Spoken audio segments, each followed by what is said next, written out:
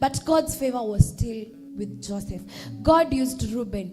Reuben akaenda kawaambia, na huyu mtu kuna haja gani tumuue? Hakuna haja, tufanye hivi, tumuuze, tumtoe koti, we kill a sheep, tuipake, and then we go and tell our father that Joseph died. But when we come here, we see that Joseph gained favor because God went before him. Hallelujah. Mungu alienda akamwandalia meza kwa Potiphar. And when he went to Potiphar's house, he became a blessing. Kwao alichukiwa, kwao walimtupa na wakasahau hadi kumsota, wakutaka kujua kwenye wameenda. But when God was with Joseph, alienda mbele yake akamwambia, my son, do not worry, I got you back. Hallelujah. Akamwambia, akaenda. When he went to Potiphar, everything in his household worked so well. Imagine ukiandika mtu wa kazi and everything in your house feels amazing. How can you feel as a person? Very nice. Very, like it's a feeling that you cannot want to escape from. Hallelujah. Now when Joseph went, when he gained favor in the eyes of Potiphar, Potiphar alimwachia kila kitu. Akamwambia, everything is in your charge. Because when he saw Joseph, he saw something that was so rare that even Potiphar himself did not have. Amen. And he had to use Joseph for his own benefit. Amen. But this is because God was with Joseph. Hallelujah. And I can see that ata alimwachanga, by the way.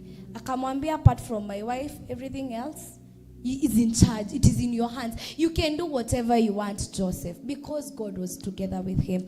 And when we continue the story, we can see Potiphar was used. Potiphar's wife, sorry. Potiphar's wife was used by the devil. Akaamua, ukijana ameiva sana. Ni kama namtaka. Hallelujah. But God, with the seed that was in Joseph, he did not misuse it. Amen. There is something that you might be holding, but una misuse. Joseph did not misuse whatever God gave him. Amen. Aliamua akamwambia, no, my master said, you're not in my charge. Amen. Na stand firm. This is me. Whatever you want to do, efanya. But all in all, God is with me, and I cannot do whatever you want. And Potiphar's wife was used by the devil. Akamshika hivi. Hallelujah. Alimshika. Amen. Akamtumia, akamwambia, you know, umeiva sana. Can we go with you? No. Can we? No. Why? Umeiva, you're so cute. No, I need you. I want you. What's wrong with you? Hakuna. And this is what Joseph did. Alimwachia he. Whatever he had, alimwachia kamwambia, whatever you want, fanya nayo. But God was preparing Joseph. Amen. He was in preparation. Tabu turn to your neighbor and tell him that delay is not destruction. Delay is not distraction. Delay is not a punishment. Delay is not a punishment, but a divine preparation. Amen. Hallelujah. So Potiphar's wife, kutumika na shetani, he went, akambia Potiphar, you know what? The servant that you left me with, Joseph, you see, this is the evidence. Alikuanga ameniambia twende na yeye. Mimi in the process kukata akaniachia he. And Potiphar got mad. Alikasirika. Of course, kila mtu atakasirika.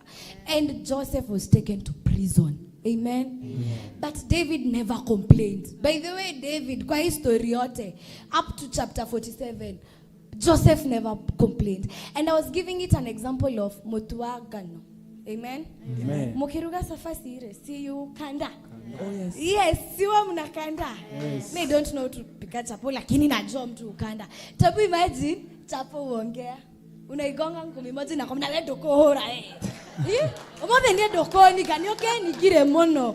Imagine chapo uongea. And now kikanda, neighbor ajuangi unapika. Amen. Hajuangi baby hata hakuna mtu ujua.